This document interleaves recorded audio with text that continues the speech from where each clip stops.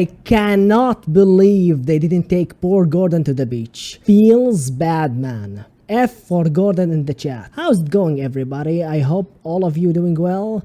Let's continue the story of Black Clover series. This arc is divided into two sections: the Diamond Kingdom attack and what happened at the Witch's Forest. A lot of stuff happened in this arc, but hey, Black Clover doesn't like to waste any time. Before we start, don't forget to like the video and subscribe to the channel for more Black Clover content. Let's get right into it.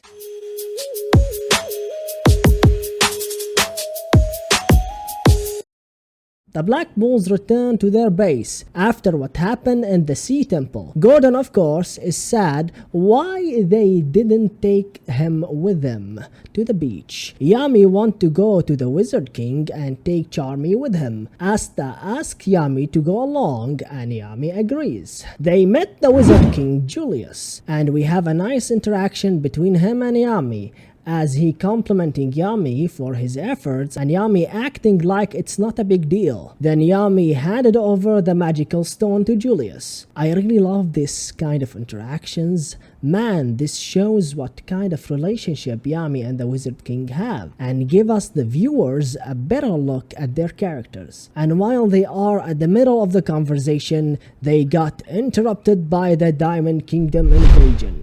Apparently, 3 of the 8 Shining Generals are attacking the kingdom. The Shining Generals being the counterpart to the Magic Knight captains at the Clover Kingdom. At the battlefield, several fights happen. Yuno fought one of the generals, showing his awesome power and how much he grown since we last saw him. Bell, his wind spirit, want to help him, but as always, Yuno tells her he doesn't need any help. Even Lotus, the dude we have met at the dungeon arc, notices Yuno's growth. Then Yami, Asta, Charmy and Funeral joined the fray, but Yami went to check for something. Meanwhile, one of the generals is attacking someone but got stopped by Funeral's brother. I don't say this too often in this show, but tuck that little shift.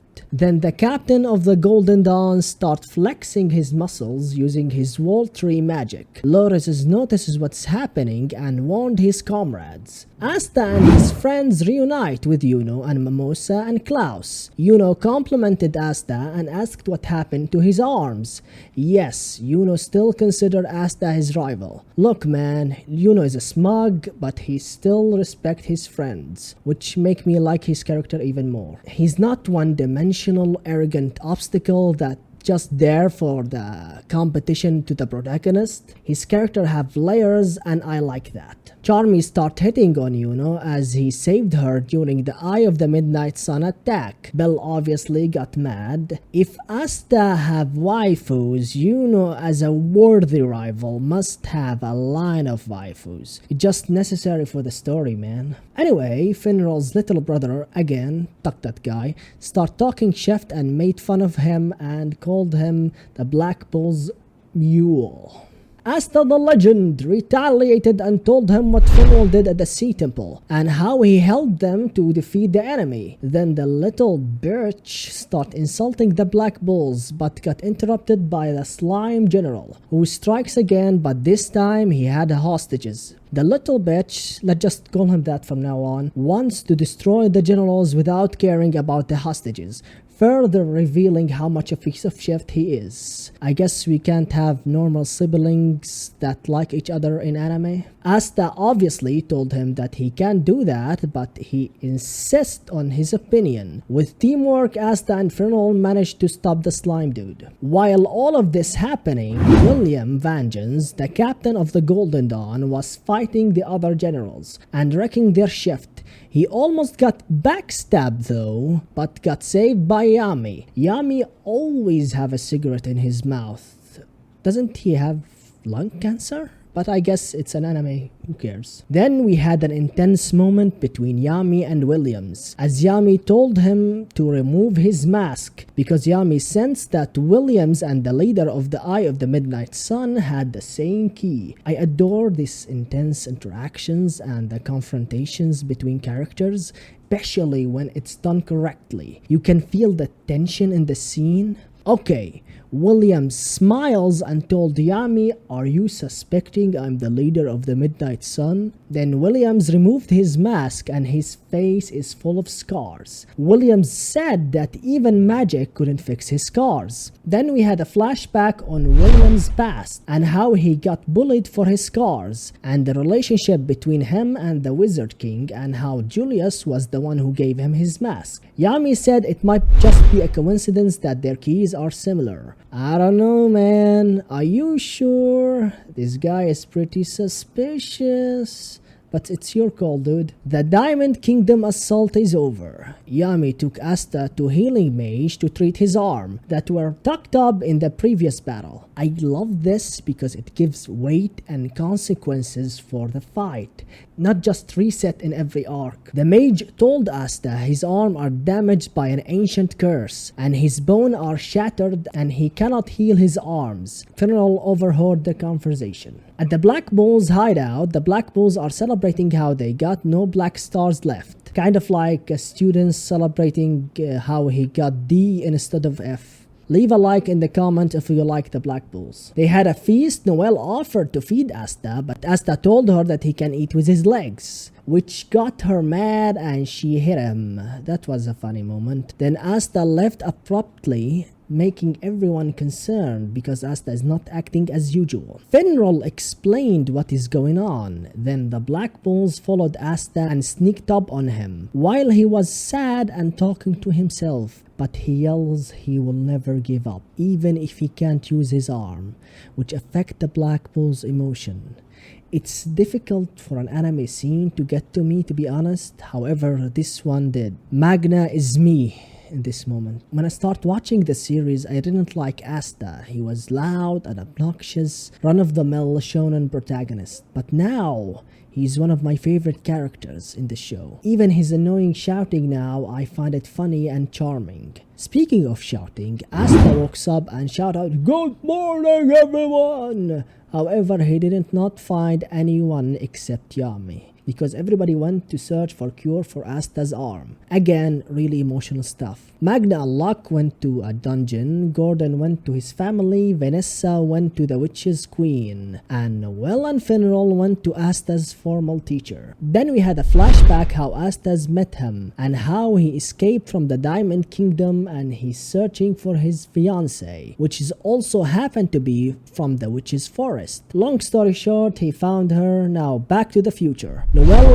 Asta, Finral, Fanzel, Asta's teacher, decided to go to the Witch's Forest with the help of Fanzel's fiancé. Meanwhile, in the Witch's Forest, Vanessa knocked on the Queen's door and shouted, "Hey, I need someone to open up." The door opens with a swarm of crows. Then Vanessa disappeared. This was creepy but great at the same time. I'm a horror movie fan, so I like this kind of stuff, man. Back to the group. They managed to enter the forest using a cloak to hide them. Meanwhile, Vanessa trying to convince a very menacing woman, the Witch's Queen. I really love her design, the way she talks, and how mysterious and creepy she is. Anyway, the group got caught, then they met the Queen. Asta told Vanessa he doesn't want his friend to suffer to heal his arms. Then suddenly the forest got attacked by two forces. On one hand, the Diamond Kingdom with Mars and another Diamond Kingdom lab rat called Lodrus. On the other hand, the Eye of the Midnight Sun with one of the third eyes,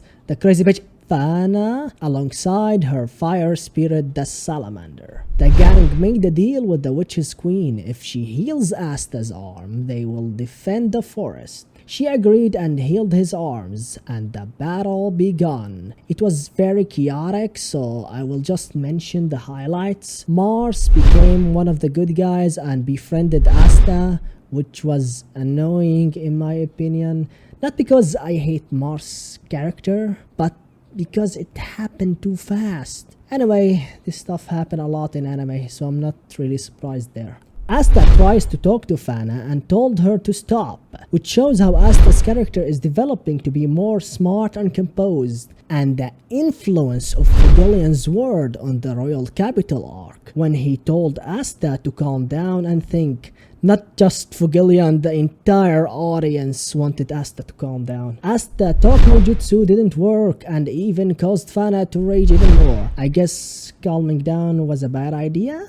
But she got stopped by the power of love from Mars, as she was the girl that was with Mars in the Diamond Kingdom experiment. Wow, no one saw that one coming. And she wasn't trying to kill him, rather saving him with her fire. Then they fought Lovelace and beat him, but he got up and absorbed Fana's firepower. Then he started knocking everyone around, and the highlight of this arc happened. The queen said to Asta, "Show me who you really are." Then, in Asta's subconscious, or whatever it is, Asta met his inner demon, literally. For the first time, Asta freaked out and the demon told him he's gonna take his body. Asta refused and he kind of took some of the demon's power and awakened, and oh baby, Asta has a new form, boy. I'm not gonna lie, I love character transformations, especially when they're done right. The form design is really cool. Almost half of Asta's body covered in black. He have one wing and one red eye, which is pretty badass in my opinion. He started fighting with Lodris, wrecking his shift, and we got a new attack, Black Meteorite, which was pretty cool. And what I like the most about this, Asta was conscious the entire time. Not like other shows where the protagonist lose control when a character dies or be tortured, cliche. Also, the way is activated is unique. The witch's queen was the catalyst for this form, and she said a really interesting line to Asta. You are the only one who can use this power because you have no magic. Something like this, I don't remember exactly. Asta obliterated Lodris, and Lodris was like, "Are you gonna kill me? Are you gonna kill me now?" And Asta was like, "Nah, bitch, I'm not gonna kill you." Asta didn't even broke character, which was hilarious. But there was a plot twist. The witch tries to control Asta by her blood magic to kill everyone, which is really good that the queen didn't help them for no reason, which make her even more menacing. To get out of this hurdle, another character shined in this arc. Vanessa, she got a new spell that can control destiny in the favor of the caster. That's some tucked up OP bullshit right there. The queen stopped and she had a moment with Vanessa at the end. Again, Black Clover do a really good job with its characters. That is the end of this arc. Wow, a lot of things happen in this one. I really like how Black Clover wastes no time, and I enjoy how small things like searching to heal Asta's arm turn into massive problem for our protagonist to solve. Let me know what you think in the comment section. Thank you so much for watching.